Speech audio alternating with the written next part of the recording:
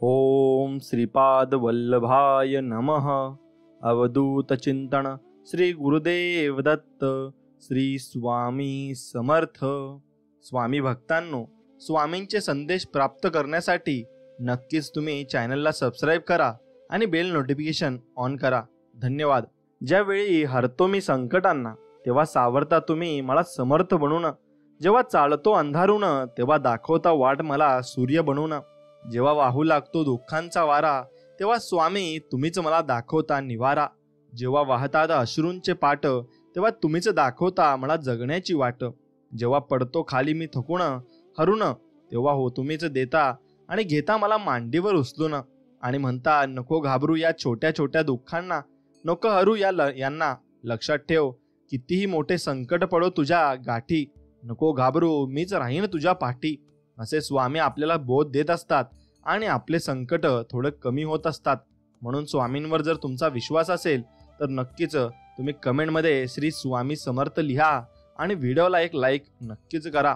जी व्यक्ती तुमच्या प्रगतीवर जळते त्याचा तिरस्कार कधीच करू नका, कारण ती व्यक्ती स्वतःपेक्षा तुम्हाला उत्कृष्ट व्यक्ती समजून नक्कीच जळत असते। तुम्ही आयुष्यात काय कमावले याच्यावर कधीही गर्व करू नका। बुद्धिबळाचा खेळ संपला की सगळे मोहरे आणि राजा एकाच डब्यात ठेवले जातात, हे लक्षात ठेवा। अडचणी आयुष्यात नव्हे तर त्या मनात असतात। ज्या दिवशी मनावर विजय मिळवाल त्या दिवशी आपोआप मार्ग निघत जातील। जिंकणे म्हणजे नेहमी फक्त पहिला येणे असे नसते। एखादी गोष्ट पूर्वीपेक्षा जास्त चांगली करणे म्हणजे पण जिंकणे होय, असं त्याचा अर्थ होत असतो। जीवनात चांगला माणूस होण्यासाठी एवढंच करा, चुकाल तेव्हा माफी मागा आणि कुणी चुकलं तर त्याला माफ करायला शिका। यश प्राप्त करण्यासाठी, यशस्वी होण्यासाठीची तुमची इच्छा ही अपयशी होण्याच्या भीतीपेक्षा जास्त प्रबळ नक्कीच असली पाहिजे। खूप मोठा अडथळा आला की समजावं आपण विजयाच्या जवळ आलो आहे आणि आपला विजय हा नक्कीच होणार आहे आणि लवकर होणार आहे। मग कधी कधी अपमान सहन केल्याने कमीपणा येत नाही, उलट आपले सामर्थ्य हे पूर्णपणे वाढत जाते आणि मग आपल्याला नक्कीच आत्मविश्वास आपला वाढत जातो। ज्या गोष्टी कधीच बदलू शकत नाही त्यांच्याविषयी कधी दुःखी होऊ नका आणि रुसून फुगून बसू नका। दोष लपवला की तो मोठा होतो आणि नक्कीच तो कबूल केला की मग तो नाहीसा होत असतो। मित्रांनो, देशात सर्वाधिक बुद्धिमत्ता असलेल्या व्यक्ती शक्यतो वर्गातील शेवटच्या बाकावर सापडतात। केवळ ज्ञान असून उपयोग नाही, ते कसं आणि केव्हा वापरायचं याचंही ज्ञान आपल्याला नक्कीच असायला हवं। 100 लोकांच्या शर्यतीत पहिलं येण्यासाठी 99 लोकांपेक्षा वेगळं काहीतरी नक्कीच आपल्याला करावं लागणार आहे। 9 गोष्टी स्वतःला बोलायच्या बंद नक्कीच करा। मी उद्यापासून सुरुवात करेन, ही त्यांची चूक आहे, मी हे नाही करू शकणार, माझ्याकडे वेळ नाहीये, लोक नाव ठेवतील, मी थकलोय, मी मोटिवेटेड नाहीये, माझं नशीबच खराब आहे, कोणीही मला सपोर्ट करत नाही। अशा गोष्टी तुम्ही अजिबात बोलू नका आणि अजिबात अशा गोष्टी मनामध्ये अजिबात आणू नका। आयुष्यात काहीही प्रसंग असे येतील की आपण काही चुकीचे करत नसतो किंवा आपण चुकीचे नसलो तरीही आपण चुकीचे ठरवलो जातो। मग प्रत्येक दिवशी एक नवीन गोष्ट करा, ज्याची तुम्हाला कायम भीती वाटते ती गोष्ट करा। जगातला एक माणूस असा आहे जो तास सुट्टीचे दिवस न बघता आपल्यासाठी राबत असतो, तो म्हणजे आपला शेतकरी राजा। आणि त्याच्याकडून आपण भरपूर काही गोष्टी शिकल्या पाहिजे आणि कष्ट भरपूर आपण नक्कीच मनापासून केले पाहिजे, तरच आपले दिवस छान येतील आणि भरपूर काही आपल्याला जीवनात मिळेल। आणि असेच कष्ट आपण मनापासून करत राहिले पाहिजे। जीवनात नाती तशीच अनेकच असतात, पण ती जपणारी लोक फारच कमी असतात। किंमत त्यांची करा जो पाठीमागेही तुमची किंमत ठेवतो। नकारात्मक परिस्थितीही तुम्ही सकारात्मक राहिलात तर यश हे तुमचेच आहे हे तुम्ही ठरवून घेतले पाहिजे।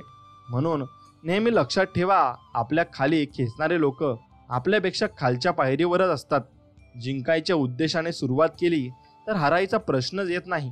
लोक तुमच्या हारण्याची वाट पाहत आहेत, त्यांना जिंकून तुम्ही दाखवलं पाहिजे। पाण्याकडून तुम्ही काय शिकलं पाहिजे? जोराच्या लाटेने कदाचित झुडूप विखुरली जाऊ शकतात, पण समुद्राची खोली ही मात्र शांत असते। त्यामुळे शांत तुम्ही राहायला शिकले पाहिजे। अशी एखादी तरी कला शिका जी तुमच्याकडे आहे, म्हणून लोक तुमच्याकडे वेडे होतील आणि तुमच्याकडे यायला तरसतील। म्हणून तशी कला तुम्ही जपायला शिका आणि तशा कला आत्मसात नक्कीच करा। यश मिळवण्यासाठी त्याग महत्त्वाचा आहे। जर तुम्ही त्यागासाठी तयार आहात तर मग यश हे तुमचेच आहे असे समजावे. मित्रांनो, म्हणून यश मिळवण्यासाठी तुम्ही त्याग हा केलाच पाहिजे. आयुष्यात कधीच कोणाकडून अपेक्षा ठेवू नका. अपेक्षा भंग होतात तेव्हा त्रास होतो, आणि जेव्हा काही गोष्टी अनपेक्षित होतात तेव्हा आनंद होत असतो. म्हणून जगातील सर्वात मौल्यवान रत्न म्हणजे मेहनत आहे, आणि आयुष्यातील सर्वोत्तम साथीदार म्हणजे आपला आत्मविश्वास आहे. आणि तो आत्मविश्वास तुम्ही बळकट ठेवा. तुम्हाला रोखणारा आणि थांबवणारा या जन्मात कोणी जन्म घेणार नाही.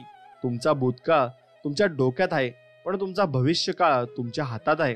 जे आपल्याबद्दल गैरसमज करून घेतात त्यांना समजविण्यासाठी वेळ वाया घालवण्यात अर्थ नाही. आपल्या नियतीचे मालक बना, परंतु परिस्थितीचे गुलाम नक्कीच होऊ नका. तुमचा आजचा संघर्ष तुमचे उद्याचे सामर्थ्य निर्माण करतो. त्यामुळे विचार बदला, म्हणजे तुमचे आयुष्यही बदलेल. एकदा वेळ निघून गेली की सर्व काही बिघडून जाते असे म्हणतात, पण कधी कधी सर्व काही सुरळीत होण्यासाठी सुद्धा काही वेळ जाऊ द्यावा लागतो.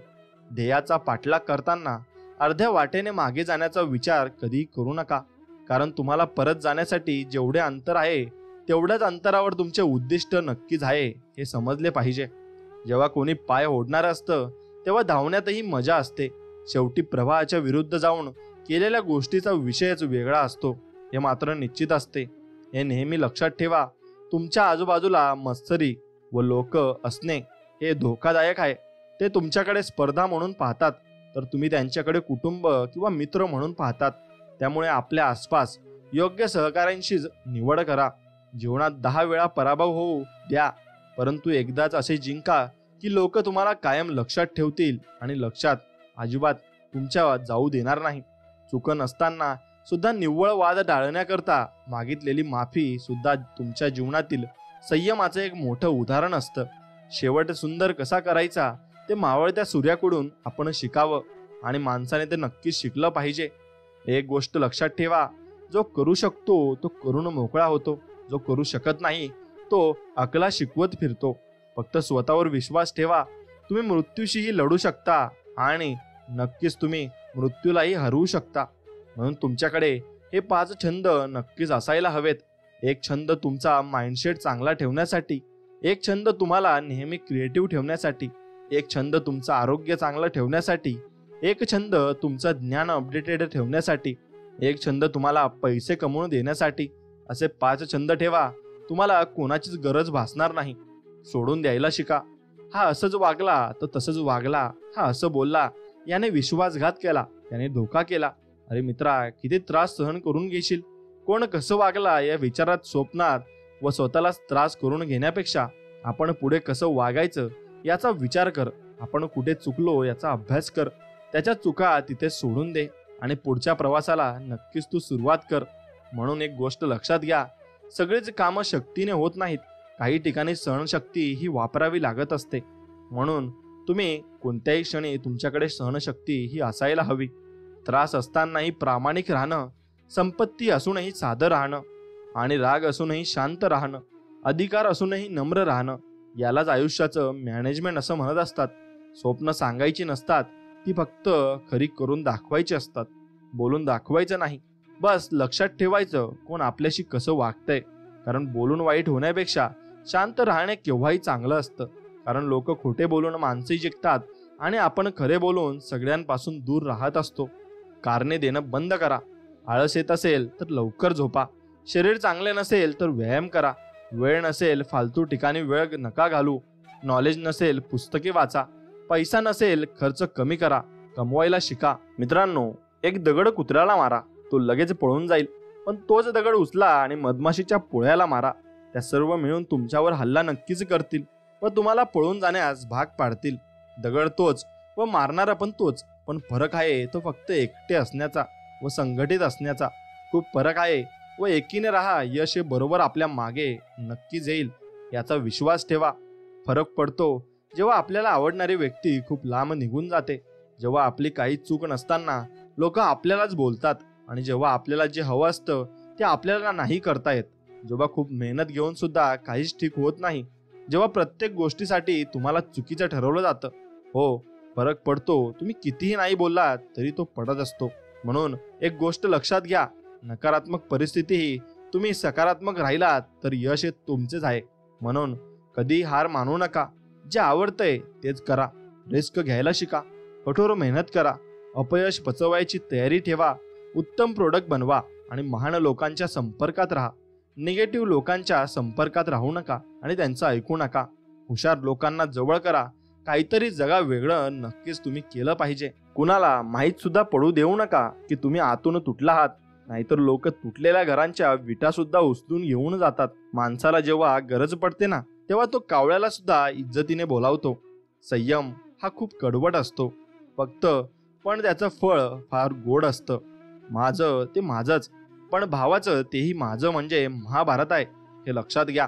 आणि भावाचं तेही भावाचंच आहे ना, आणि माझं तेही माझंच म्हणजे रामायण आहे हे लक्षात घ्या.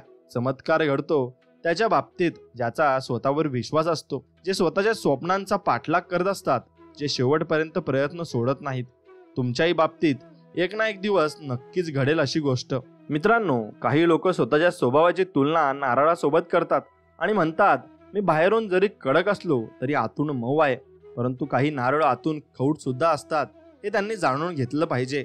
खूप मोठे व्हा, अवघड जग जिंका, परंतु सावली देणाऱ्या वृक्षाला आणि आधार देणाऱ्या माणसांना कधीच जगात तुम्ही विसरू नका. म्हणून खूप गोड बोलणारी, अति नम्रता दाखवणारी, पाया पडणारी, अति स्तुती करणारी, अति आदर सत्कार करणारी माणसं अत्यंत धोकादायक, दांभिक, आतल्या गाठीची, लवाड, बेरसकी, संधी साधू, विश्वासघाती असतात. तुमच्याच खांद्यावर हात ठेवून तुम्हालाच खांदा देण्याचे षड्यंत्र ती रचत असतात. म्हणून या उलट जी माणसं अगदी तोंडाने आणि तोंडावर रागाने, कडवट, टीकात्मक आणि जहरी फटकळ फक्त शब्द बोलतात, स्पष्ट बोलतात, त्यांचं अंतर्मन वरच्या प्रवृत्तीपेक्षा नक्कीच चांगलं असतं. आणि विश्वासघात करणं, फसवणं त्यांच्या रक्तातच नसतं. ती खरं मनमोकळी व विश्वाळू असतात. आणि म्हणून जीवनात आपण बाकी काही शिको वा न शिको, पण माणसं वाचायला नक्कीच शिकलं पाहिजे. आणि नक्कीच सगळी माणसं अशी नसतात. आपण काही वेगळ्या माणसांची गोष्ट करत आहोत. तुमचं जेवण तुम्ही औषध समजून घ्या, नाहीतर औषधच तुम्हाला जेवण म्हणून घ्यावं लागेल. वयाच्या मध्ये प्रेशर असतं. एक चांगला जॉब शोधायचं, लग्न करायचं, नवीन जबाबदाऱ्या घेण्याचं, स्वतःचे स्वप्न पूर्ण करण्याचं, सेटल होण्याचं, त्यात अजून घरातील प्रॉब्लेम्स वगैरे असं खूप काही घडत असतं. पण थांबा, यात तुम्ही तुमचे स्वप्न विसरू नका, कारण तेच तुमचे ध्येय आहे हे कधी विसरू नका. म्हणून 21 दिवस द्या स्वतःसाठी. विज्ञान सांगतं की तुम्हाला कोणीही वाईट सवय मोडायची असेल किंवा चांगली सवय लावायची असेल तर ते काम सलग 21 दिवस करा. तुम्हाला जिमला जायचं असेल तर सतत 21 दिवस जिमला जा. जर रोज फास्ट फूड खाण्याची सवय मोडायची असेल तर सलग 21 दिवस ते खाऊ नका. रोज सकाळी लवकर उठून काम करायचं असेल तर सतत 21 दिवस उठून काम करा. अशा रीतीने तुम्ही तुम्हाला ध्येयापर्यंत पोहोचवतील आणि अशा सवयी स्वतःला लावू शकता आणि ध्येयाच्या आड येणाऱ्या सवयी तुम्ही नक्कीच मोडू शकता. जर पाहिलेली स्वप्न पूर्ण होत नसतील तर तुमचे तत्व बदलण्यापेक्षा तुमच्या कामाची पद्धत नक्कीच बदला. कारण झाडे नेहमी आपली पानं बदलतात, मुळे नाही. म्हणून गढूळ पाण्याला ढवळत बसण्यापेक्षा त्याला शांत राहू द्या. गाळ आपोआप खाली बसतो हे मान्य करायला शिका. तसंच जीवनात कितीही ताणतणाव असले तरी डोकं शांत ठेवा. मार्ग नक्कीच निघत असतो. आपले विचार सरळ असले ना, मग आयुष्यात येणारी वळणं किती वाकडी तिकडी असली तरी काही फरक आपल्याला पडणार नाही हे आपण संयम केला पाहिजे. संयम ठेवा. कधी कधी चांगलं घडण्यासाठी तुम्हाला वाईट परिस्थितीतून जावेच लागते हे लक्षात घ्या. नशीबही हारायला तयार आहे, फक्त तुमची मानसिकता जिंकण्याची पाहिजे एवढंच मात्र खरं आहे.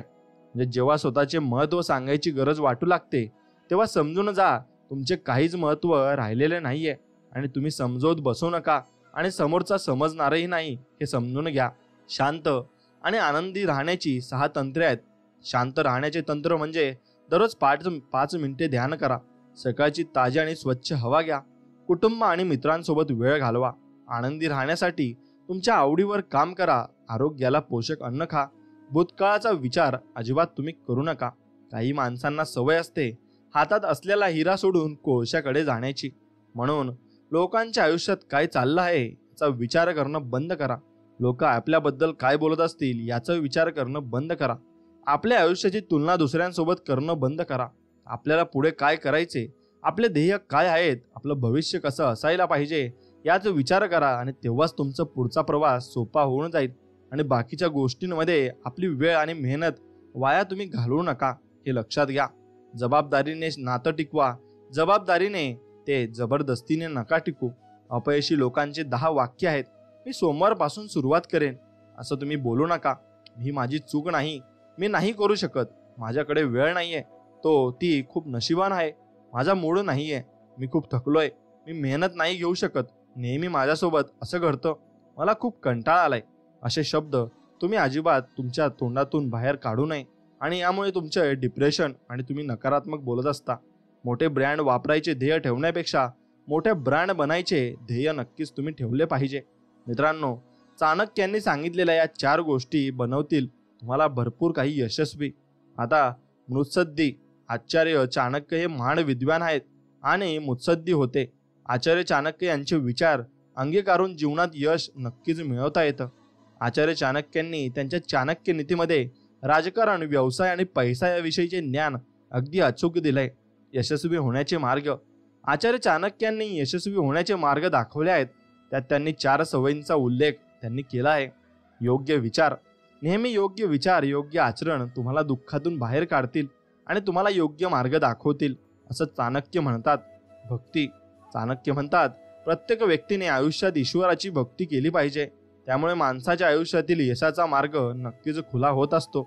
वाचन करा, नेहमी वाचन केल्याने तुमची विचार करण्याची शक्यता वाढते असं चाणक्य म्हणतात. यामध्ये नियमितता असणं गरजेचं आहे असं चाणक्य म्हणत असतात. नवीन योजना तुम्हाला यशाचा मार्ग दाखवतील असं चाणक्य म्हणतात. आणि तुमच्या वैचारिक क्षमतेला योग्य दिशा देण्याचं काम तुमच्या योजनेतून होत असते, हेही तुमच्या लक्षात आलं पाहिजे. आणि शेवटी म्हणजे दानधर्म, नेहमी दानधर्म करणारा व्यक्ती आनंदी असतो असं चाणक्य म्हणतात. तुमच्या आयुष्यात यशस्वी होण्यासाठी मन मोठं ठेवावं असंही ते म्हणतात. आणि हे लक्षात घेतलं पाहिजे, जेव्हा आपल्याला फरक पडायचा बंद होतो तेव्हा समोरच्याला फरक पडायचा चालू होत असतो. लक्षात ठेवा, हवेत उडणारा जमिनीवर आपटला की तो पायावरही उभा राहण्याचा लायकीचा राहत नाही.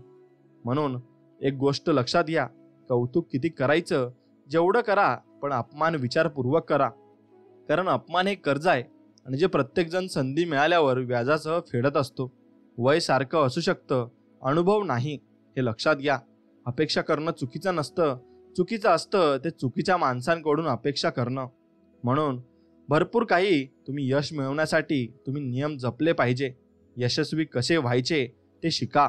लोकप्रिय प्रेरक वक्ता यांच्याकडून तुम्ही ते शिकले पाहिजे आणि त्यांच्या टिप्स तुम्ही नक्कीच आपल्या आयुष्यात लागू केल्या पाहिजे. समस्यांना घाबरू नका. यश मिळवण्यासाठी सर्वप्रथम तुम्हाला तुमच्या आयुष्यात येणाऱ्या समस्यांपासून घाबरणे बंद थांबावे लागेल. आत्मविश्वास मिळवा.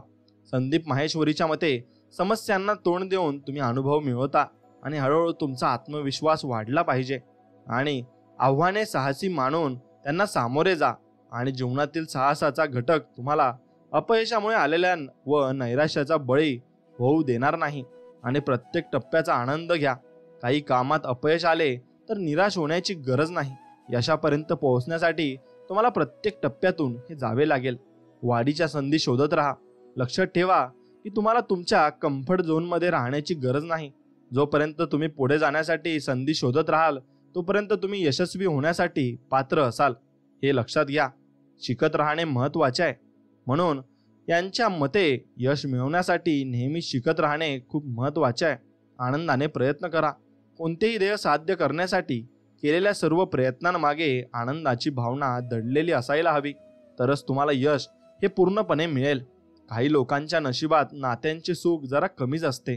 आजूबाजूला नात्यांचा पसारा असो, पण आपले मात्र कोणीच नसते. ना कोणावर अधिकार दाखवता येतो, ना मनातले सगळे तुम्हाला बोलता येतं. बदलण्यासाठी कधीच उशीर झालेला नसतो.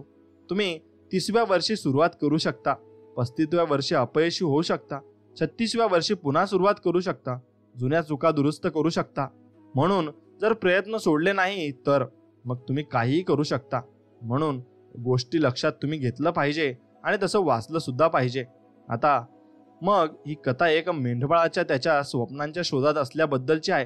ही कथा आपल्याला नशिबी आणि चिकाटी आणि अंतःकरणाचे अनुसरण करण्याच्या जादूबद्दल शिकवण देते. ती कथा तुम्ही ऐका. मानवतेच्या उत्क्रांतीचा प्रवास जगावरील आपला प्रभाव आणि आपल्याला अस्तित्वाला आकार देणाऱ्या क्लिष्ट शक्तींना शोध घेणे याबद्दल तुम्ही नक्कीच वाचले पाहिजे आणि ते तुम्ही अंगीकारले पाहिजे, एवढं लक्षात घ्या. म्हणून वेळेनं दाखवलं, काळानं शिकवलं, नकारांनी वाढवलं, अपमानांनी घडवलं. माणसं आली आणि गेली, अनुभव आले आणि राहिले. त्यांच्यापेक्षा मोठा गुरु या जगात कोणी नाही. माणसं बदलत नसतात, कालांतराने ती मुळात कशी आहेत ते आपल्याला कळायला लागते. म्हणून आपल्याला वाटतं की माणसं ही बदलत आहेत. तुमच्या कठीण काळात तुमच्यासोबत असलेल्या खास व्यक्तीला तुम्ही नक्कीच आभार मानले पाहिजे आणि त्याचे धन्यवाद नक्कीच केले पाहिजे. वाईट माणसे प्रत्येकाच्या आयुष्यात येतात, पण हीच माणसे एक चांगला धडा सुद्धा आपल्याला शिकवून जात असतात. समाधानी राहणं हे जगातील सर्वात मोठं सुख आहे, कारण जो समाधानी आहे तोच व्यक्ती सुखी आहे आणि समाधानी आणि अगदी आनंदी आहे. होकार नाकारायला आणि नकार स्वीकारायला सिंहाचं काळीज आपल्याला लागत असतं. विश्वास स्वतःवर ठेवला तर ताकद बनत असते आणि दुसऱ्यांवर ठेवला तर ती कमजोरी बनत असते. दाटलेले ढग सहज मोकळे होऊ शकतात, पण दाटलेली मनं सहजासहजी मोकळी होत नाही, हे लक्षात घ्यायला हवं. जे लोक आपली विचार पद्धती नाही बदलू शकत ते काहीच बदलू शकत नाही, हे लक्षात घ्या. काहींना भीती आहे की देव बघतोय, तर काहींना विश्वास आहे की देव बघतोय, हे लक्षात घ्या. म्हणून तुम्ही विचार कसा करताय आणि कोणाला कसं बोलताय त्यावर हे अवलंबून असतं. अगदी सरळ मार्गी असणे हे एक प्रकारचे पापच आहे. हे पाप कालांतराने मनुष्याच्या दुर्बलतेचे कारण नक्कीच बनते. अगदी सरळ मार्गी असणे म्हणून तुम्ही काहीतरी वेगळ्या मार्गाला असायलाच हवे. आपले मन आपल्या लाडक्या मुलाप्रमाणे असते. ज्याप्रमाणे लाडकी मुले नेहमी असंतुष्ट असतात, त्याप्रमाणे आपले मन नेहमी अतृप्त असते. म्हणूनच मनाचे लाड कमी करा व त्याला सतत लगाम घाला. स्वतःचा विकास करा. ध्यानात ठेवा, गती आणि वाढ हीच जिवंतपणाची लक्षणे आहेत. स्वतःचा विकास करा, ध्यानात ठेवा, तुम्हाला भरपूर काही मिळणार आहे. धर्म म्हणजे मानवी अंतःकरणाच्या विकासाचे फळ आहे. मग वास्तव धर्माच्या प्रमाणभूत आधार पुस्तक नसून मानवी अंतःकरण आहे, हे समजून घ्यायला शिका. दैव नावाची कोणतीही गोष्ट नाही. आपल्याला जबरदस्तीने काही करावयास भाग पाडील अशी कोणतीही गोष्ट या जगात नाहीये, हे लक्षात घ्या. पण असंही नाहीये की देव तुमच्या सोबत नाहीये. देव तुमच्या सोबत असेलच, फक्त तुम्ही देव मानायला शिकलं पाहिजे. यशाच्या पायऱ्या चढताना मागे राहणाऱ्या लोकांशी चांगला व्यवहार करा, कारण खाली उतरताना हे सगळे भेटणारच असतात, हे लक्षात घ्या. अशा माणसांबरोबर राहा जे वेगळ्या कल्पना आणि ध्येयांबद्दल बोलतात. अशा बरोबर नको की जे इतर माणसांबद्दल बोलत असतात. श्रीमंती ही वाऱ्यावर उडून जाते. कायम टिकणारी गोष्ट एकच, ती म्हणजे व्यक्तिमत्व असतं. नात्याचा कधी गैरवापर करू नका.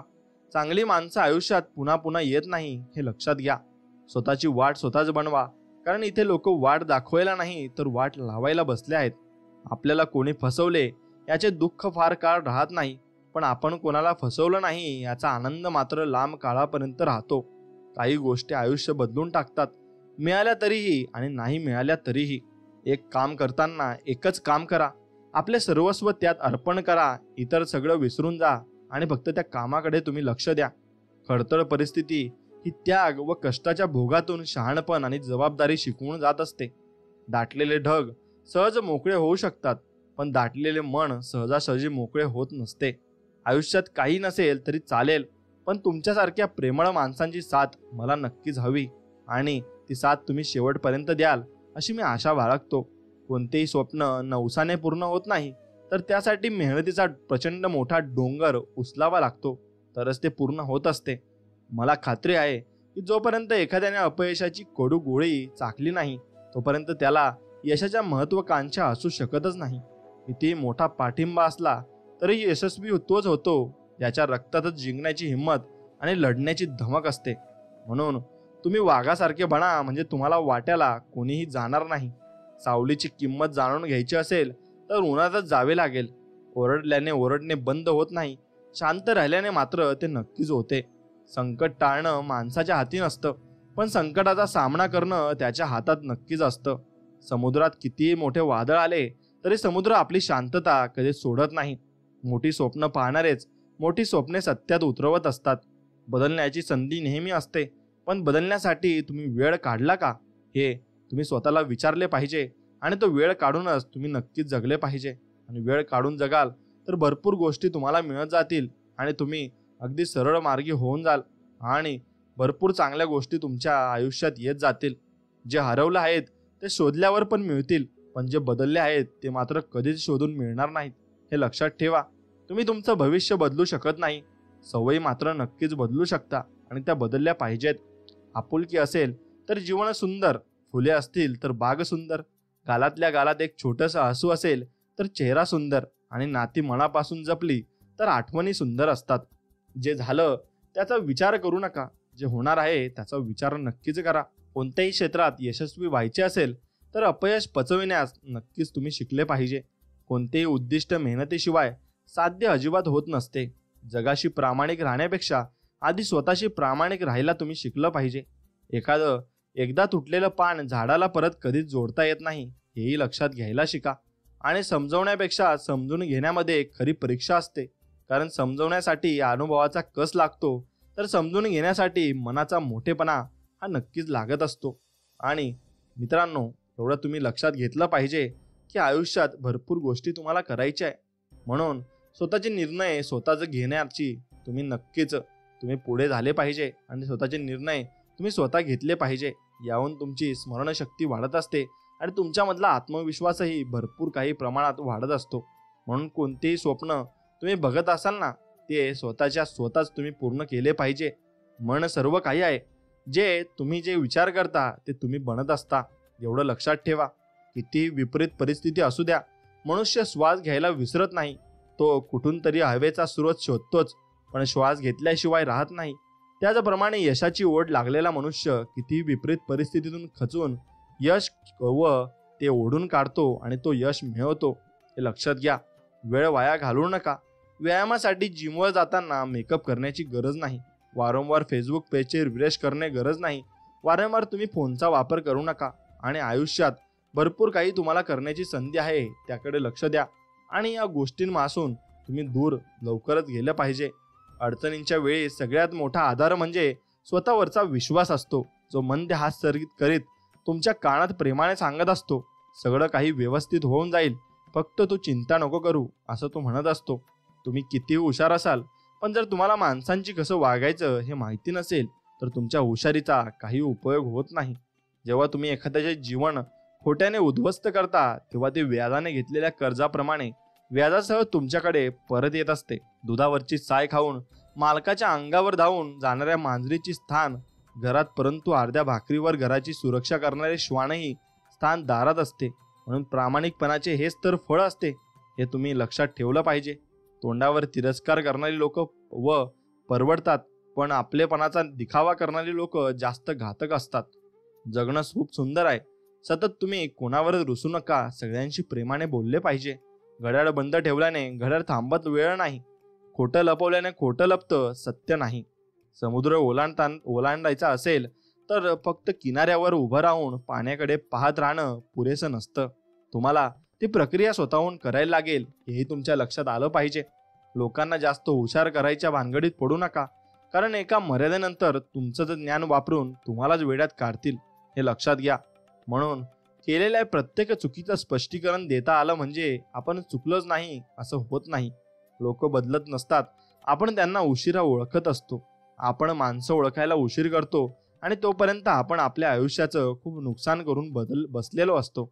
हक्क गाजवण्याच्या अगोदर त्या नात्याची कर्तव्य आणि कर्तव्य पार पाडायला शिकले पाहिजे. तेव्हा त्या हक्काला किंमत नक्कीच राहते. कोणाच्याही सावलीखाली उभा राहिल्यावर स्वतःची सावली कधीच निर्माण होत नाही. स्वतःची सावली निर्माण करण्यासाठी स्वतःला उन्हात उभे राहावे लागते, हे लक्षात घ्या. म्हणून प्रत्येक जण आपल्याला त्याच्या गरजेनुसार महत्त्व देत असतो. आपला भ्रम असतो त्याच्यासाठी आपण खूप खास आहोत. जग गरजेच्या नियमानुसार चालत असते. थंडीत ज्या सूर्याची वाट बघितली जाते, उन्हाळ्यात त्याचा सूर्याचा तिरस्कार केला जातो. तुमची किंमत तेव्हा होईल जेव्हा तुमची गरज लक्षात येईल. हातातलं गेलं तरी नशिबातलं कोणी घेऊ शकत नाही, कारण फुकटचं पुरत नाही आणि कष्टाचं कधी संपत नाही, हे लक्षात ठेवायला शिका. आजचा सुविचार आहे की तुम्ही असं जगलं पाहिजे की सर्वांनी तुमचं नाव काढलं पाहिजे. चुकीच्या लोकांच्या नात्यात अडकून उदास राहण्यापेक्षा अनोळखी लोकात राहून आनंदी राहिलेलं कधीच चांगलं असतं आणि आपल्याला त्याच्या मागून भरपूर काही फायदा होत असतो. एक सत्य जाणून घ्या, वेळेनुसार जी व्यक्ती बदलते ती व्यक्ती आपली कधीच नसते, पण वाईट वेळेतही ती जी आपल्या बरोबर सावलीसारखी उभी असते ती व्यक्ती खरोखर आपली हक्काची असते, हे तुम्ही जाणून घेतलं पाहिजे. कोणी कुणाचं नसतं. सगळं जग फक्त सोबत असल्याचा दिखावा करत असतं. म्हणून ते तुमच्या लक्षातही आलं पाहिजे. जेव्हा आपण लोकांना वेळ देतो तेव्हा त्यांना असं वाटतं की आपण नेहमी फ्री असतो, पण त्यांना ते कळत नाही की आपण फक्त त्यांच्यासाठी वेळ काढत आहोत. आणि हे त्यांना नक्कीच कळलं पाहिजे. तरी तुम्ही जर आयुष्यातून वेळ काढून स्वामींची भक्ती केली आणि स्वामींचं नामस्मरण केलं तर तुम्हालाही स्वामी भरपूर काही चमत्कार दाखवतील व लीला दाखवतील. म्हणून स्वामींवर विश्वास असेल तर नक्कीच तुम्ही कमेंट करा, श्री स्वामी समर्थ, जय जय स्वामी समर्थ, आणि व्हिडिओला एक लाईक नक्कीच करा. मित्रांनो, तुम्हाला जीवनात यशस्वी होण्यासाठी नक्कीच तुमच्या विचारांची पातळी वाढवावी लागेल. महत्त्वाच्या व्यक्ती ज्याप्रमाणे विचार करतात त्याप्रमाणे विचार करायला लागा. तुमच्या विचारांची पातळी वाढण्यानं तुमच्या आचाराची पातळीही वाढते आणि त्यातून यश प्राप्त होत असतं.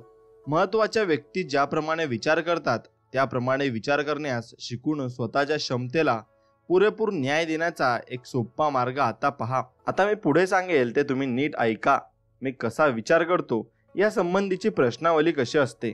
आता एखादा महत्त्वाचा माणूस अशा पद्धतीनं वागतो का, हा प्रश्न मनात कोरून ठेवा. स्वतःला अधिक महत्त्वाची आणि यशस्वी व्यक्ती बनवण्यासाठी या प्रश्नांचा उपयोग करा.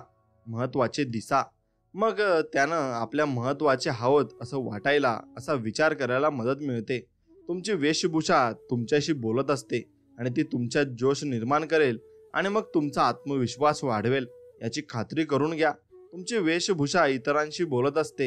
हा माणूस दखल घेण्याजोगा आहे, बुद्धिमान, प्रगतशील आणि भरवशाचा आहे असं ती सांगेल. याची खात्री करून घ्या. तुमचं काम महत्त्वाचं आहे असा विचार करा. असा विचार करण्यामुळे तुमचं काम अधिक चांगल्या पद्धतीनं कसं करावं या संबंधीचे मानसिक संदेश मिळतात. आणि तुमचं काम महत्त्वाचं आहे असा विचार करा म्हणजे मग तुमच्या हाताखालच्या कनिष्ठ मंडळींना देखील त्याची कामं महत्त्वाची वाटू लागतील. रोज अनेक वेळा स्वतःशी उत्साह, धैर्य आणि मनोबल वाढवणारं काहीतरी बोला. स्वतःसाठी स्वतःची जाहिरात तयार करा. संधी मिळेल तेव्हा तुम्ही एक उच्च दर्जाची व्यक्ती आहात याची स्वतःला आठवण करून द्या. आणि जीवनात प्रत्येक परिस्थितीमध्ये एखादा महत्त्वाचा माणूस अशा पद्धतीने वागतो का असा प्रश्न स्वतःला विचारा आणि मग या प्रश्नाच्या उत्तराप्रमाणे नक्कीच तुम्ही वागले पाहिजेत. आता तुमच्या भोवतालच्या वातावरणाचं योग्य व्यवस्थापन तुम्ही केलं पाहिजे. उच्च दर्जाची कास धरा. तुमचं मन ही एक आश्चर्यजनक यंत्रणा आहे. एका मार्गानं चाललं तर ते तुम्हाला यशाच्या उच्च शिखरावर घेऊन जाऊ शकतं, पण विरुद्ध मार्गानं चालल्यास ते मन तुमच्या पदरात स्पेशल अपयश टाकतं. मग एकंदरीत मानव प्राण्यांच्या निर्मितीपैकी त्यांचं मन ही सर्वात नाजूक आणि संवेदनक्षम गोष्ट आहे. आता आपलं मन विशिष्ट पद्धतीने विचार कसं करतं ते पाहूया. आपल्या आहाराच्या बाबतीत जागरूक करणारे कोट्यवधी लोक जगात आहेत. हे लोक शरीरात जाणाऱ्या उष्मांकांचा हिशोब ठेवत असतात. विटॅमिन्स, खनिज आणि अन्नास पूरक असलेल्या इतर अनेक गोष्टींवर अमाप पैसा आपण खर्च करत असतो आणि याचं कारण आपण सर्वजण जाणतो. आपल्या शरीराचं पोषण ज्या प्रकारच्या अन्नानं होतं त्यानुसार ते बनत असतं असं आहारविषयक संशोधनामधून आपल्याला माहिती झालं आहे.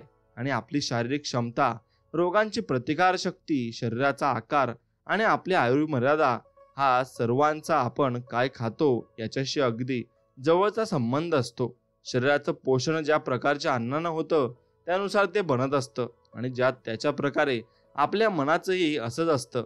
मनाचं खाद्य अर्थातच पिशव्या किंवा डब्यांमध्ये मिळत नाही किंवा तुम्ही ते दुकानातून विकतही घेऊ शकत नाही. मग मनाचं खाद्य असतं तुमच्या भोवतालचं वातावरण, तुमच्या जाणीवेतले आणि नेणीवेतलेही विचार आणि प्रभावित करणाऱ्या असंख्य गोष्टी या वातावरणात असतात. तर आपण ज्या प्रकारचं मानसिक खाद्य खातो त्यावरून आपल्या सवयी, मनोभूमिका आणि आपलं व्यक्तिमत्व ठरत असतं.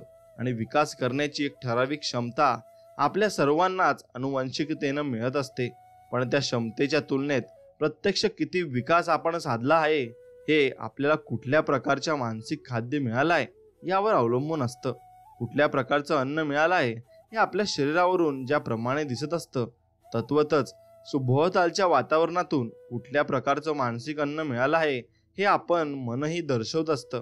मग तुमच्या देशाऐवजी इतर कुठल्या तरी देशात तुम्ही वाढला असता तर तुम्ही कसे असला असता असा कधी विचार तुम्ही केला आहे का? मग तसं झालं असतं तर तुमच्या खाण्याच्या आवडीनिवडी कशा असत्या आणि तुमची कपड्यांची निवड आत्ता आहे तशीच असली असती का? मनोरंजनाचा कुठला प्रकार तुमच्या अधिक आवडीचा असता आणि तुम्ही कुठलं काम करत असता? तुमचा धर्म कोणता असता? या प्रश्नांची उत्तरं अर्थातच तुम्हाला मिळणार नाहीत, पण वेगळ्या देशात वाढला असतात तर तुम्ही एक सर्वस्वी वेगळीच व्यक्ती असला असतात. असं का झालं असतं? कारण वेगळ्या देशात वाढत असताना तुमच्यावर एका वेगळ्याच वातावरणाचा प्रभाव पडला असता. तुम्ही तुमच्या वातावरणातून घडत असता, हे नीट लक्षात घ्या. आपलं वातावरण आपल्याला घडवतं, आपण करतो त्या पद्धतीने विचार करायला भाग पाडतं आणि तुमची एक तरी सवय व लकंब अशी का मग की जी तुम्ही इतरांकडून उचललेली नाही. आणि आपली चालण्याची ढब असो, खोकणं असो की हातात चहा कॉफीचा कप धरणं असो, आपली साहित्य, कला आणि संगीताच्या क्षेत्रातली आवड निवड असो की पेहरावाच्या बाबतीतली, या सर्वच लहान मोठ्या गोष्टी मुख्यत्व करून आपल्या वातावरणातून उगम पावत असतात.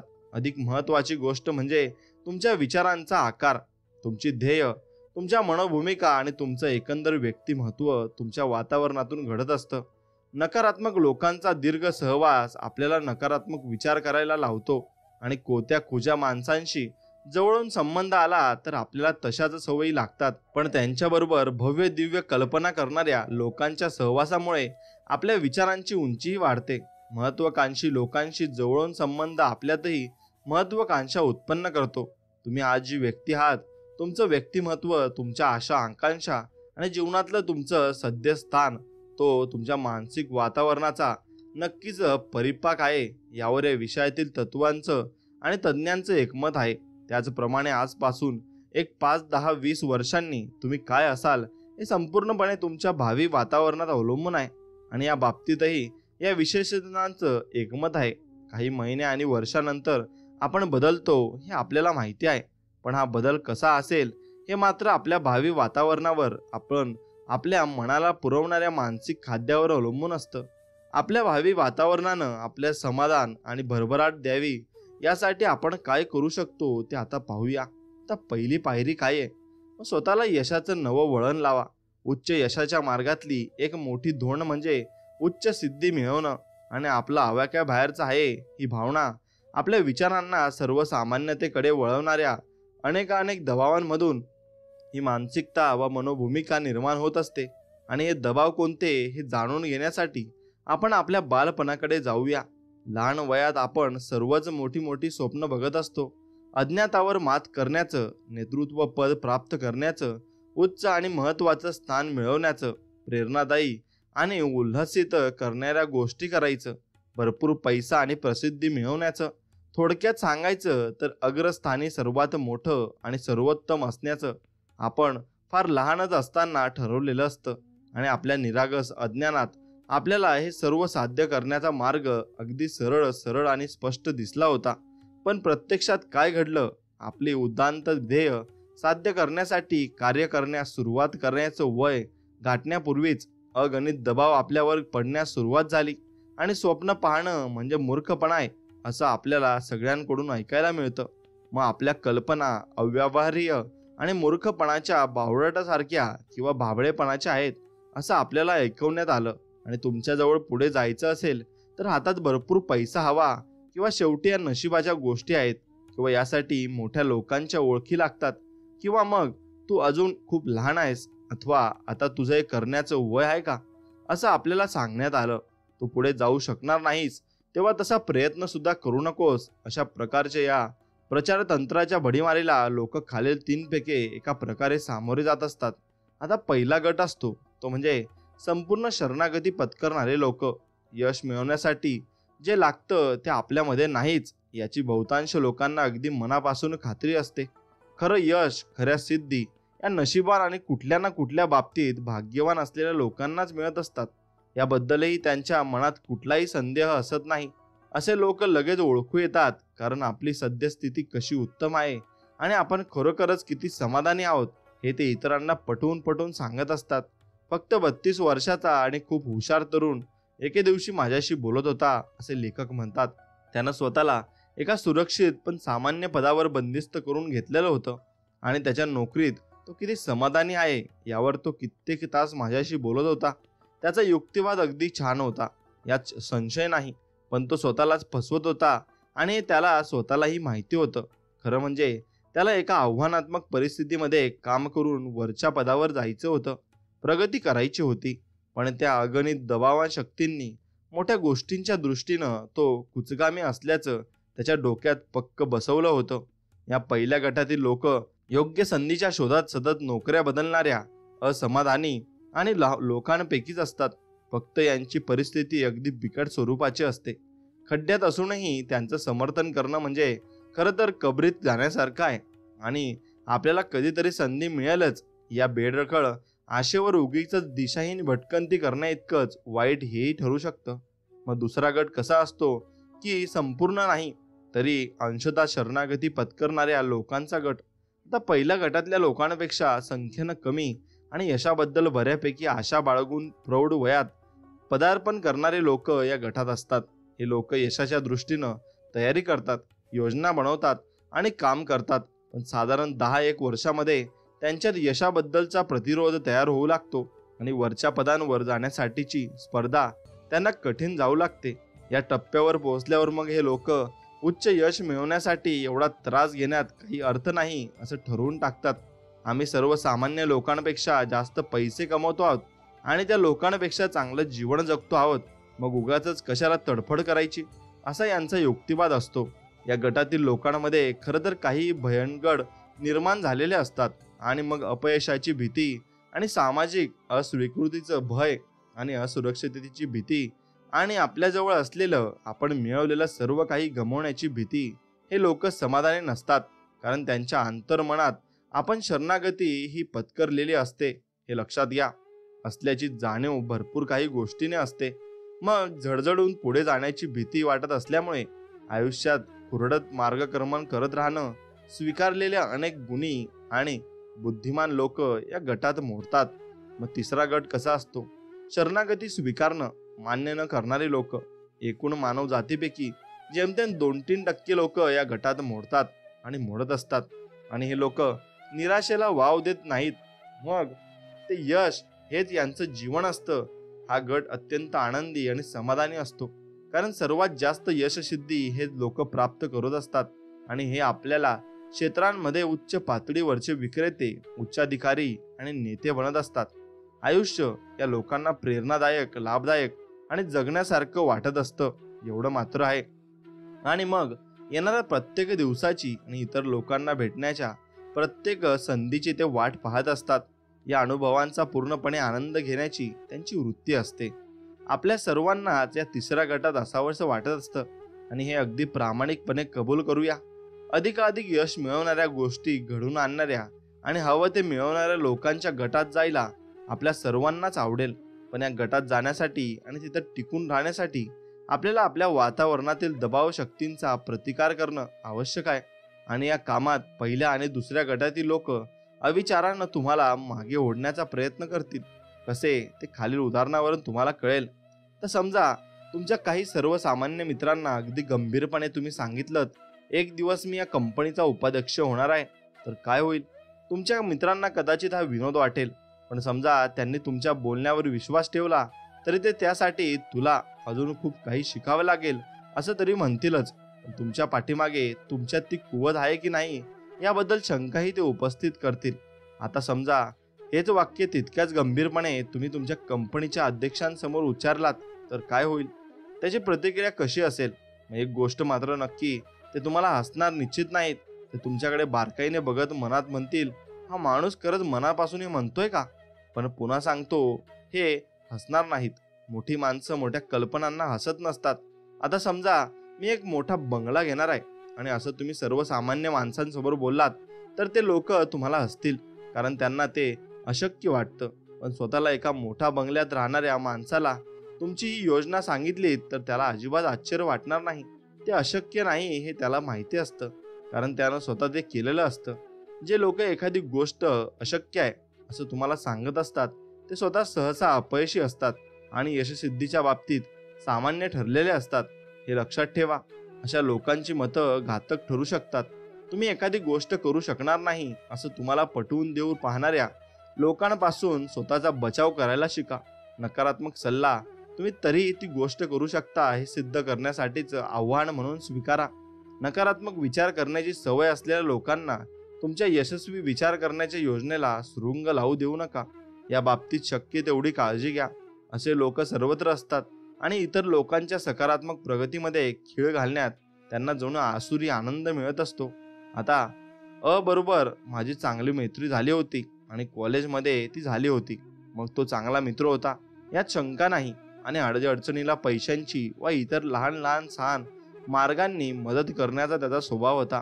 पण या सर्व गोष्टी असूनही एकंदर आयुष्य आणि भविष्यातील संधींबद्दल मात्र या च्या मनात अत्यंत कवळत भावना होत्या. तो अगदीच नकारात्मक मनुष्य होता. त्या काळात आशावाद, सकारात्मक दृष्टिकोन आणि संधी यांची खंदी पुरस्कर्ती असलेल्या एका वृत्तपत्र स्तंभलेखिकाचा मी चाहता होतो आणि तिचे स्तंभ मनापासून वाचत होतो.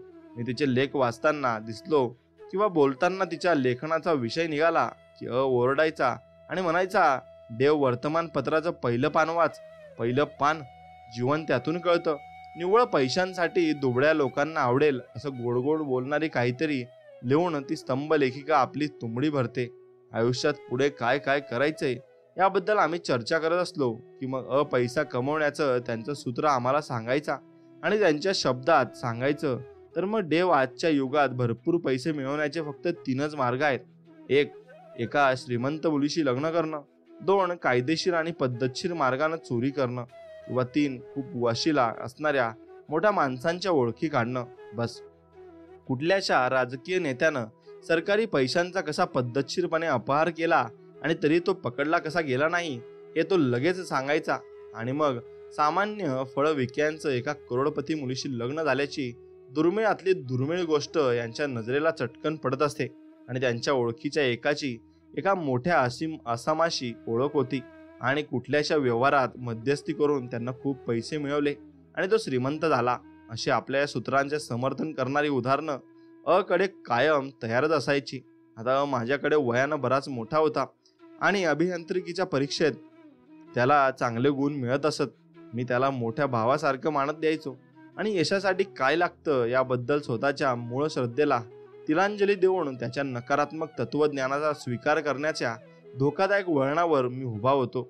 नशीब माझं की एक दिवस त्याच्याबरोबरच्या एका प्रदीर्घ चर्चेनंतर मी स्वतःला सावरलं आणि आपल्या कानांवर पडणारा आवाज अपयशाचा आवाज आहे हे अचानक मला उमगलं. जे काही बोलत होता ते मला त्याच्या विचारांकडे वळण्यासाठी नाही तर मग स्वतःला ते विचार पटवून देण्याचा त्याचा तो एक प्रयत्न आहे असं मला वाटायला लागलं. त्यानंतर मात्र मी त्याच्याकडे माझ्या जीवन शिक्षणातला एक धडा, माझ्या प्रयोगांचा विषय म्हणून पाहू लागलो आणि त्यांच्या बोलण्यानं प्रभावित होण्याऐवजी मी त्याचा अभ्यास करायला लागलो आणि तो तसा विचार का करतो आणि त्याचे विचार त्याला शेवटी कुठे घेऊन जातील याबद्दल मी तर्क करायचो. माझ्या नकारात्मक मित्राला मी माझी एक व्यक्तिगत प्रयोग सुद्धा बनवलं. गेल्या 11 वर्षात मी ला भेटलेलो नाही पण काही महिन्यांपूर्वी आमच्या एका समान मित्राला तो दिसला होता. तो आता आराखडे आणि नकाशे तयार करण्याची कमी पगाराची नोकरी करतोय. त्याच्यात काही बदल झाला आहे का असा प्रश्न मी माझ्या मित्राला विचारला. नाही, आपण त्याच्याबरोबर असताना जेवढा होता त्याहीपेक्षा अधिक नकारात्मक तो आता झाला आहे आणि त्याची परिस्थिती फारशी चांगली नाही. त्याला 4 मुलं आहेत आणि त्याच्या तुटपुंजा पगारात भागवणं त्याला जड जातंय आणि बिचारा आता कमवतोय आहे आणि त्यापेक्षा 5 पट तरी जास्त कमावू शकतो तेवढी बुद्धिमत्ता त्याच्याकडे निश्चित आहे. फक्त ती कशी वापरायची हे त्याला कळत नाही. नकारवीर सगळीकडे असतात. त्यातले मला पायात पाय घालून पाडण्यात जवळजवळ यशस्वी झालेल्या असारखे काही मनानं चांगले असतात पण इतर काही मात्र मत्सरी असतात. ते स्वतःही पुढे जात नाहीत आणि तुम्हालाही जाऊ न देणाऱ्या प्रयत्नात असतात. त्यांना स्वतःबद्दल हीनत्वाची भावना असते आणि म्हणून ते तुम्हालाही सर्वसामान्य बनवू पाहत असतात. तेव्हा नक्कीच तुम्ही जागरूक राहा आणि या नकारवीरांना तुमचे यशस्वी होण्याबद्दलच्या योजना उधळून लावू देऊ नका. अमेरिकेत जवळजवळ राहणारे आणि एकाच ऑफिसमध्ये काम करणारी लोक आळीपाळीने एकेकाच्या कारमध्ये मिळून मग जारे करत असतात आणि मग त्याला कारपूल असं म्हणतात. आणि अशाच एका ऑफिसमध्ये काम करणाऱ्या एका कर्मचाऱ्यानं त्याचा कारपूल बदलला आणि आमच्या पूलमधला एक माणूस रोज ऑफिसला जाताना येताना एकच गोष्ट बोलत असतो, ती म्हणजे आम्ही किती बेकार कंपनीत काम करतो आहोत. ही व्यवस्थापनानं काही केलं तरी याला त्यात काही ना काही वाईटच दिसतं.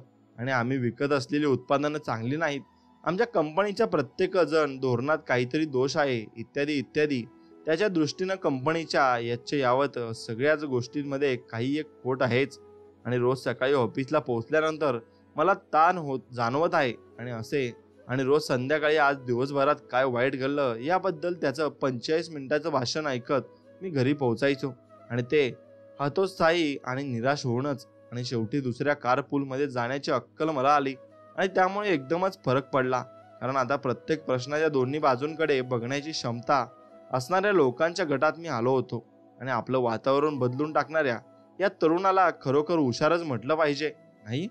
तुमची संगत कशी आहे यावरून तुमचं मूल्यमापन हे केलं जात असतं. आणि पक्षी आपल्या सजातीयांबरोबरच उडत असतात. मग हे अगदी खरं आहे, कारण एकत्र काम करणारे कर्मचारी मात्र सगळे सारखे नसतात. आणि काही नकारात्मक विचार करणारे असतात, तर काही सकारात्मक. काही जण भाग आहे म्हणून काम करत असतात, तर काही आपली महत्वाकांक्षा पूर्ण करण्याकरता काम करत असतात. स्वतःची प्रगती घडवून आणण्याकरता काही कनिष्ठ मंडळी साहेबाच्या प्रत्येक उक्ती व कृतींची टिंगल करत असतात, तर काही अनिष्ट वस्तुनिष्ठ असतात आणि चांगले नेते होण्याआधी चांगले अनुयायी होणं आवश्यक आहे हे जाणून असतात. आणि आपल्या संगतीचा थेट परिणाम आपल्या विचारांवर होत असतो. तुम्ही योग्य विचार करणाऱ्यांचंच कळपात असल्याची खात्री करून घ्या. मग तुमच्या कामाच्या ठिकाणी जे वातावरण असतं त्यामध्ये काही गोष्टींबाबत सावधगिरी बाळगणं आवश्यक असतं. प्रत्येक गटामध्ये स्वतःतील कमतरतेची सुप्त जाणीव असलेले लोक तुमच्या प्रगतीच्या मार्गात काटे पेरण्याचे प्रचंड प्रयत्न करत असतात. आणि अगदी कार्यक्षम होण्याचा आणि अधिक उत्पादन देण्याचा प्रयत्न करण्यामुळे म्हणून अनेक महत्वाकांक्षी लोक यांची थट्टा केली जाते. आणि कित्येकदा तर मग भरपूर काही त्यांना धमकावलेही जात असते. तुम्हाला पुढे जावंसं वाटत असण्याची तुम्हाला लाज वाटावी असं काहीतरी मत्सरी लोकांचा प्रयत्न असतो. मग ही गोष्ट सहसा कारखान्यांमध्ये आढळते. उत्पादन वाढवण्याचा प्रयत्न करणाऱ्या माणसाचा काही कामगारांना राग येत असतो. मग तसंच सैन्यामध्ये एखाद्या जवानाला अधिकारी बनवण्याची महत्वाकांक्षा असेल तर मग इतर नकारात्मक विचारांचे जवान त्यांची टिंगल टवाळी करत असतात. मोठ्या पदांवर जाण्या इतकी पात्रता नसलेले काही कर्मचारी पुढे जाऊ पाहणाऱ्या एखाद्या पात्र सहकार्याच्या मार्गात अडथळे निर्माण करत असण्याची उदाहरणं व उद्योग विश्वातही आढळतात. अभ्यास करून वर्गात पहिला दुसरा क्रमांक मिळवणाऱ्या मुलाला व मुलीला त्रास देणारी मागच्या बाकावर बसणारी मुलं आपण शाळांमधून पाहतो. मग कधी कधी ही टळावी इतकी जास्त होते की याच्या परिणामस्वरूप बुद्धिमान असणं चांगलं नाही या निष्कार्थ परत ही हुशार मुलं येत असतात. आणि ही अत्यंत दुर्दैवाची गोष्ट आहे. तुमच्या आसपासच्या अशा नकारात्मक विचार करणाऱ्या लोकांकडे दुर्लक्ष करा, कारण सहसा या लोकांची शेरेबाजी तुम्हालाच पहिल्यांदाच वाटते, तेवढी तुम्हाला उद्देशून नसते. शेरा मारणाऱ्या व्यक्तींच्या स्वतःच्या अपयश आणि नाउमेदीचं हे प्रकटीकरण असतं. आणि नकारात्मक लोकांना तुम्हाला त्यांच्या पातळीवर खाली ओढू देऊ नका.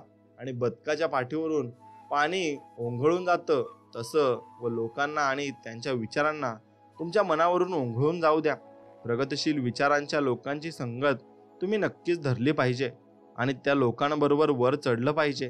तुमचे विचार योग्य असतील तर तुम्हाला हे नक्की जमेल. एक सूचना आहे, तुम्ही कुणाचा सल्ला घेता याबद्दल सावध राहा. सगळं माहीत असणारे आणि तुमच्या भल्यासाठी तुम्हाला सांगणारे फुकटचे सल्लागार प्रत्येक संस्थेत असतात. आणि संस्थेत नुकताच प्रवेश केलेल्या एका हुशार तरुणाला ऑफिस संबंधी निखळ सत्य सांगणाऱ्या एका अशाच फुकटच्या सल्लागाराचं बोलणं एकदा माझ्या कानावर पडलं. तो म्हणत होता, इथं टिकून राहायचं असेल तर मग कुणाच्याच वाटेला जाणं उत्तम आहे. तू एकदा का कोणाच्या नजरेस पडलास की मग ते तुला जास्तीत जास्त काम देत राहतील. आणि श्री श यांच्यापासून तर अगदीच जपून राहा. या विभागांप्रमुखांना जर तुमच्याकडे फारसं काम नाही कळलं तर ते तुला मरेस्तोवर काम देतील. आणि सल्लागार महाशय त्या संस्थेत 30 वर्षापासून काम करत होते आणि अजूनही शिडीच्या पहिल्याच पायरीवर होते. आणि उद्योग विश्वात प्रगती करू इच्छिणाऱ्या तरुणाला मिळून कसला सल्लागार मिळाला. योग्य माणसाचा सल्ला घेण्याचा नियम स्वतः घालून घ्या आणि यशस्वी लोकांपर्यंत पोहोचणं अवघड असतं असा एक सार्वत्रिक गैरसमज असतो. खरं तर तसं नसतं. अधिक यशस्वी लोकच जास्त विनय आणि मदत करण्यास तत्पर असतात. त्यांना त्यांचं काम व त्यातील यशाबद्दल ममत्व असल्यामुळे ते पुढे चालूच राहावं आणि त्या दृष्टीनं आपल्या निवृत्तीनंतर एखाद्या सुयोग्य आणि सक्षम माणसाच्या हाती सूत्र जावीत. असं त्यांना मनापासून वाटत असतं. मग मोठे होऊन पुढे पाहणारे लोक सहसा परिचय करून घेण्याच्या दृष्टीनं अवघड आणि वागण्यात तुटक असतात. आता एका लठ्ठ पगाराच्या अधिकारी पदावरच्या एका महिलेनं तर स्पष्ट सांगितलं, मी व्यस्त आहे, पण माझ्या ऑफिसच्या दारावर डू नॉट डिस्टर्ब अशी पाटी मात्र नसते. लोकांचं समुपदेशन करणं हे माझं एक महत्त्वाचं कार्य आहे आणि कंपनीमधल्या प्रत्येक व्यक्तीला कुठल्या ना कुठल्या प्रकारचं औपचारिक प्रशिक्षण आम्ही देतच असतो. पण गरज असेल तर त्याला वैयक्तिक समुपदेशनही आम्ही करतो. आणि व्यक्तिशः मला याला समुपदेनाऐवजी खाजगी मार्गदर्शन म्हणायला आवडेल. आणि खाजगी आणि कामासंबंधीची समस्या घेऊन येणाऱ्या कुठल्याही माणसाला मदत करण्यासाठी मी सदैव सज्ज असतो. आणि कुणी जर आपल्याला कामासंबंधी आणि इतर लोकांच्या कामाशी आपलं काम कशा पद्धतीने निगडीत आहे या संबंधी अधिक माहिती मिळवण्याची इच्छा आणि कुतूहल मनापासून प्रदर्शित केलं तर त्याला मदत करायला मला विशेष आवडतं. आणि पण उगीच विचारायचं म्हणून विचारण्याच्या लोकांना सल्ले देत बसण्यामध्ये अर्थातच मी माझा वेळ वाया घालवू शकत नाही. तुम्हाला शंका असतील तर उच्च दर्जाच्या माणसालाच त्या विचारा. आणि अपयशी लोकांना सल्ला मागणं म्हणजे एक कर्करोगावर इलाज करण्यासाठी एखादा हकीम वा वैद्यूला पाचारण करण्यासारखा आहे. आता अमेरिकेतील आजकाल महत्त्वाच्या पदांवर काम करण्यासाठी माणूस निवडताना त्यांच्या पत्नीच्या आधी मुलाखत घेतली जाते. आणि उच्च पदावरचा एक विक्री अधिकारी माझ्याशी बोलताना म्हणाला, मी ज्याला विक्री प्रतिनिधी म्हणून नोकरीवर घेणार आहे त्याचं कुटुंब त्याच्या पाठीशी आहे की नाही याबद्दल मला खात्री करून द्यायची आहे. आणि कामानिमित्त सातत्यानं घडणारे प्रवास आणि कामाच्या अनियमित वेळा आणि इतर गैरसमजच्या सोयी आणि गोष्टी या विक्री व्यवसायातल्या अंगभूत बाबी असतात. या टाळताना येणाऱ्या गोष्टींच्या बाबतीत हरकत व घेता उलट आणि त्याला त्यात मदत करणारं कुटुंब हवं. आता संध्याकाळी 6 ते सकाळी 9च्या दरम्यान शनिवार रविवारी काय घडतं याचा व्यक्तीच्या सकाळी 9 ते संध्याकाळी 6 या वेळातल्या कामगिरीवर प्रत्यक्ष परिणाम असतो. आणि मोठ्या पदांवर काम करणाऱ्या अधिकाऱ्यांना आता नक्कीच जाणवलं आहे आणि हे तुम्हाला जाणवेल सुद्धा. आता नोकरी व्यतिरिक्तच्या वेळात विधायक आयुष्य जगणारा मनुष्य या वेळात नीरस आणि कंटाळवाणं जीवन जगणाऱ्या माणसापेक्षा सहसा अधिक यशस्वी असतो. शनिवार आणि रविवार घालवण्याचा आणि या दोन सहकार्यांना पद्धती आणि त्यांचा अंतिम परिणाम आपण पाहूया. साप्ताहिक सुट्टीलं चं मानसिक खाद्य म्हणजे एकाड एक शनिवार संध्याकाळ निवडक आणि चांगल्या मित्रांबरोबर घालवणं आणि दुसऱ्या वेळी घराबाहेर पडणं. मग त्या वेळातच कधी एखादा सिनेमा, एखादं सामाजिक कार्य, तर कधी कुणा मित्र व मैत्रिणींच्या घरी जाणं घडतं. आणि आपली शनिवार सकाळ न सामाजिक कार्यासाठी राखून ठेवलेली आहे. तर त्या दिवशी दुपारी तो घरची छोटी मोठी कामं करतो आणि या घराच्या कामात सुद्धा काहीतरी विशेष तो करत असतो. मग कधी घरामागच्या परसात फरशी टाकणं, तर कधी बाग सुशोभित करणं आणि कधी काही. मग रविवारी तो आणि त्याचं कुटुंब काहीतरी विशेष कार्यक्रम आखतं. आणि एका रविवारी तो त्या जवळच्या एका डोंगरावर चढाई करून आले, तर आणखी एक रविवारी एका वस्तू संग्रहालयात भेट देऊन आले, कारण येत्या काहीच वर्षामध्ये ला एक शेतजमीन घ्यायची आहे. रविवार संध्याकाळ मात्र निवांत असते. त्या वेळात एखादं पुस्तक वगैरे वाचतो आणि टीव्ही किंवा रेडिओवरच्या बातम्या ऐकतो.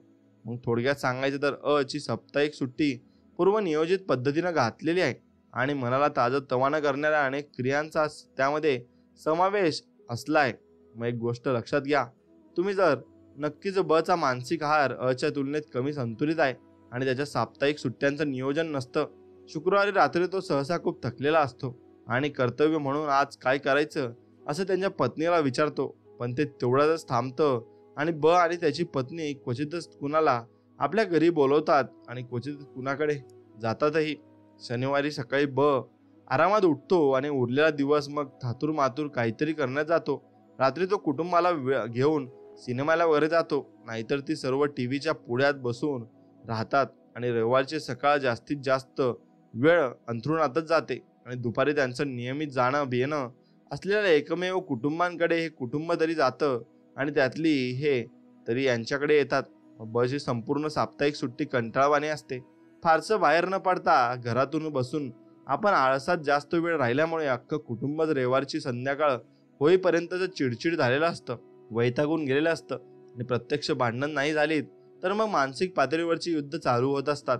नीरस आणि कंटाळवाण्या साप्ताहिक सुट्टीमुळे ला मानसिक सूर्यप्रकाश मिळतच नाही.